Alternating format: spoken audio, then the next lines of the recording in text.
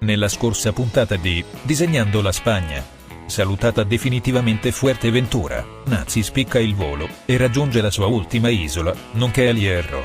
Un'isola piccola ma caratteristica, che porterà il nostro giovane galletto ruspante ad affrontare un'avventura ricca di sorprese.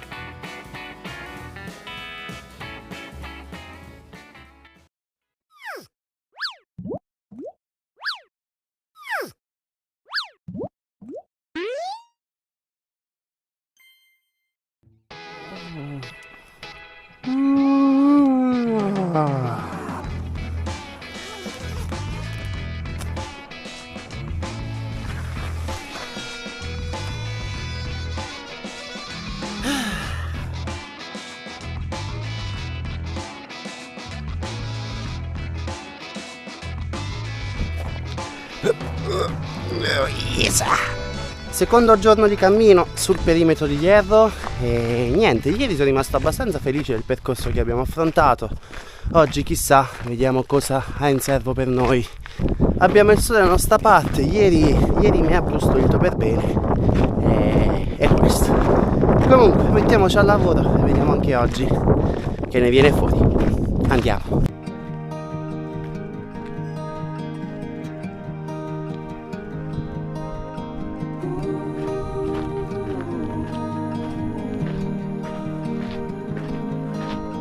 Anche qui su quest'isola comunque c'è tantissima lava, infatti è un'isola vulcanica anche questa, però a differenza delle altre, ripeto, c'è più verde.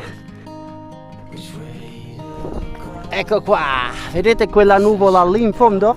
Dietro c'è una montagna altissima e mi sa che dobbiamo raggiungere la cima, si trova a più di 900 metri sul livello del mare, quindi anche oggi si sale. No, non mi dire, che fregatura, ma raga, porca miseria, non posso proseguire, no, non ci credo, praticamente è proibito il passo e non si può entrare senza comunque un'autorizzazione.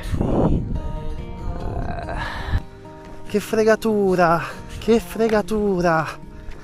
Mannaggia, adesso mi si complica tutto perché andando di qua avrei tagliato tantissimo e sarei rimasto sulla costa. Invece ora mi tocca tornare indietro, cercare di prendere una stradina, un altro percorso che forse in maniera obbligatoria mi riporterà nei paesini che abbiamo trovato ieri lungo il cammino e poi da lì dovrò riprendere il percorso dall'alto. Porca miseria, è come se avessi fatto inutilmente più chilometri di ieri, 15-20 chilometri in più.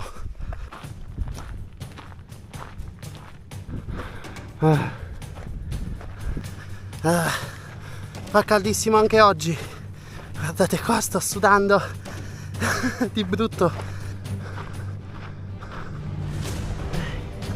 Non mi sento più le gambe. Oh. Ma che... Mamma mia che salita! Ragazzi, ecco, guarda che comodo! Vado all'indietro!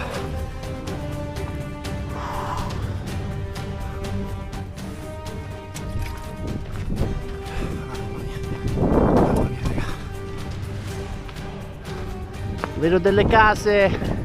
Ok, siamo di nuovo a Talbique. Ora da qua prendiamo una svolta e continuiamo il cammino. Gracias. Non so se si nota ma ho gli occhi lucidi perché finalmente dopo tantissimo tempo qualcuno mi sta calcolando. E da quando sono entrato in Francia che a parte gli italiani non c'è stato quasi nessuno che si sia degnato di chiedermi quello che stessi facendo o che mi abbia offerto un po' d'acqua o altro. E sono venuto su quest'isola, finalmente parlo in generale proprio della Spagna, dei Canari, finalmente qualcuno che mi dà un passaggio, entro in un bar e mi parlano, mi chiedono quello che faccio, mi hanno offerto dell'acqua perché non ne avevo più Mi hanno offerto una bottiglia d'acqua, mi hanno offerto anche un panino e... è stranissima sta cosa. Mi fa sperare davvero che in qualche modo possa girare questo stato e anche quello portoghese con altre persone nuove che si aggreghino poi al canale. Mi sto impegnando anche con le traduzioni con un amico che mi aiuta a farle, quindi spero vivamente che ci sia un cambiamento. Vabbè, riprendiamo il cammino, abbiamo ancora tanti chilometri da fare, sono già quasi a 16 chilometri, quindi non abbiamo fatto ancora niente. Andiamo. There's light in the darkness. You just gotta give your eyes a chance to adapt. Feels like you've lost it. Just give your heart a chance to react. Cry out your last tear, and not a single word makes sense anymore. Boh, mi sento carico, mi sento proprio carico.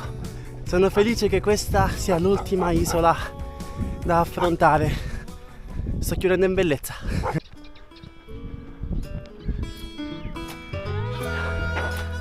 Ma da quando non vedevamo qualcosa del genere sul nostro perimetro? Camminare in mezzo agli alberi.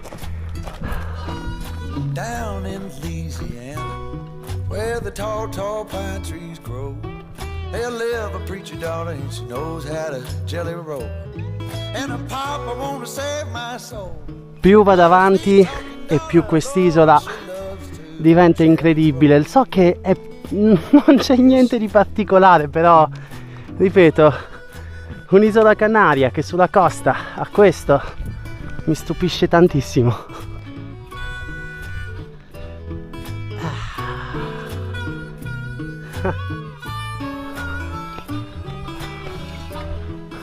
Il percorso si fa interessante.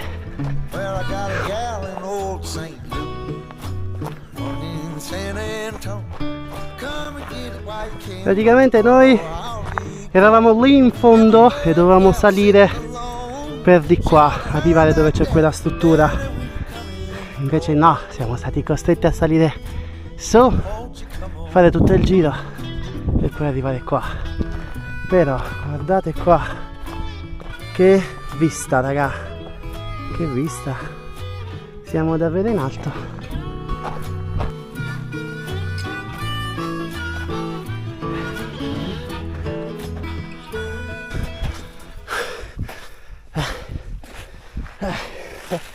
Mamma mia.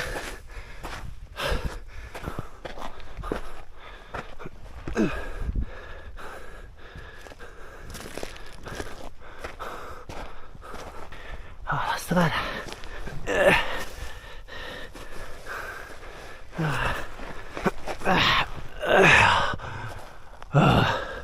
Sì.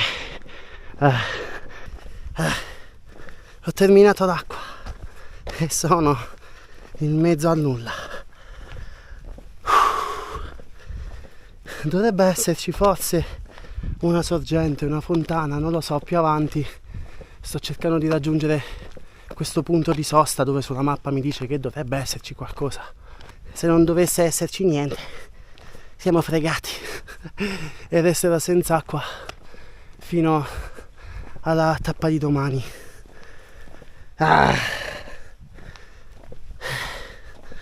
Che è anche bella lunga. Dovrebbe essere da qua.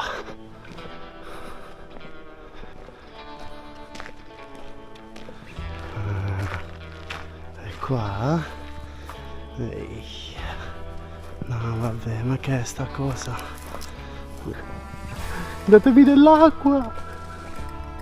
Aspetta. Non è potabile.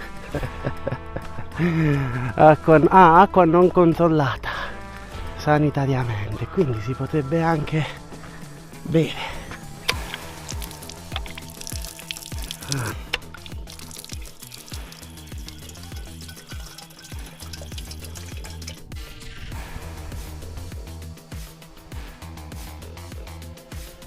Allora, non so se vi ricordate, abbiamo acquistato un filtro per purificare l'acqua.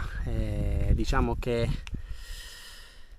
è da un po' che non lo uso, l'ho provato tanto tempo fa, però non ho mai provato direttamente con dell'acqua non controllata, quindi possiamo in qualche modo testarlo, altrimenti non so proprio cosa bere. Diciamo, non è che ne ho proprio bisogno, ma può essere un buon modo per verificare se realmente funziona sto filtro.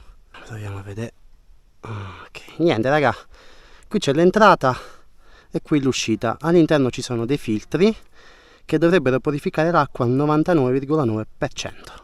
Lasciano giusto quel 0,01% per dirti se ti succede qualcosa, e te l'avevamo detto. Ok.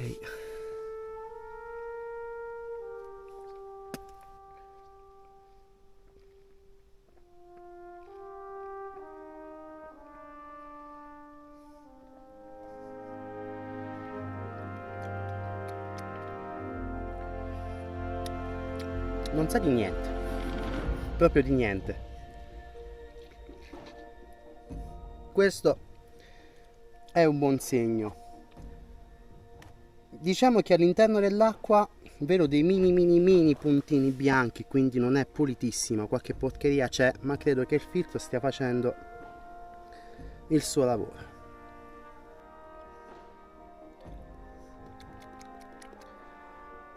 Devo essere sincero, ho un po' di paura.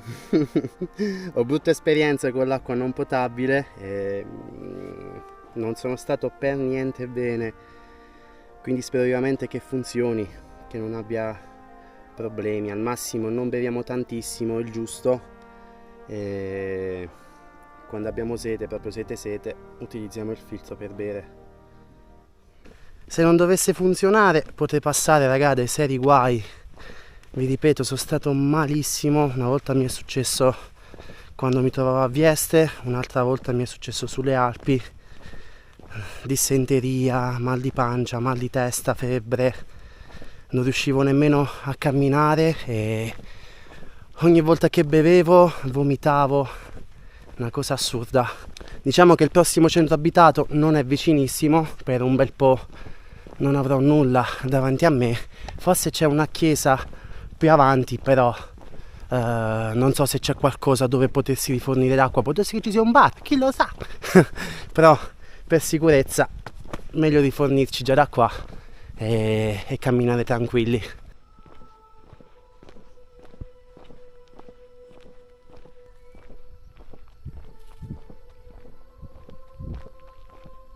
Guarda qua che roba, praticamente è una statua che rappresenta un pastore con il suo cane. È stupenda. Wow. Non ho capito cosa rappresenta, perché purtroppo, a parte che non ho connessione, non posso controllare, ma il cartello dove dovrebbe esserci scritto la storia è completamente sbiadito, quindi se voi ne sapete qualcosa scrivetelo nei commenti. Apre domani alle 10. Manneggia.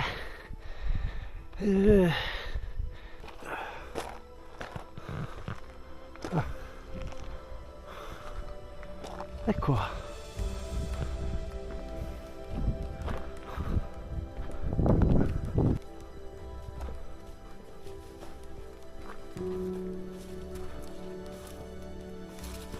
Oh mamma mia, è una specie di stalla qua.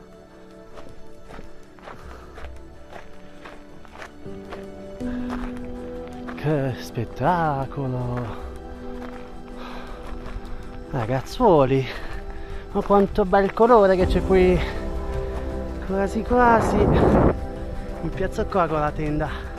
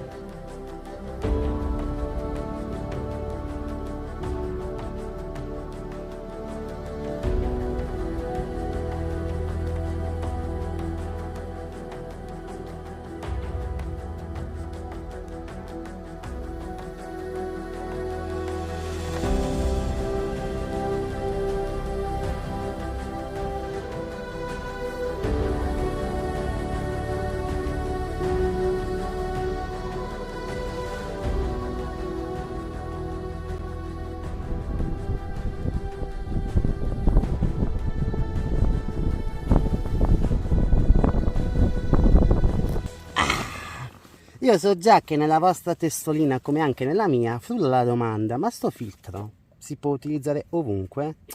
Ebbene no, non si può utilizzare con acqua chimicamente contaminata, assolutamente no, non si può utilizzare con acqua che deriva da lavori industriali o agricoli, e purtroppo non si può utilizzare con l'acqua di mare.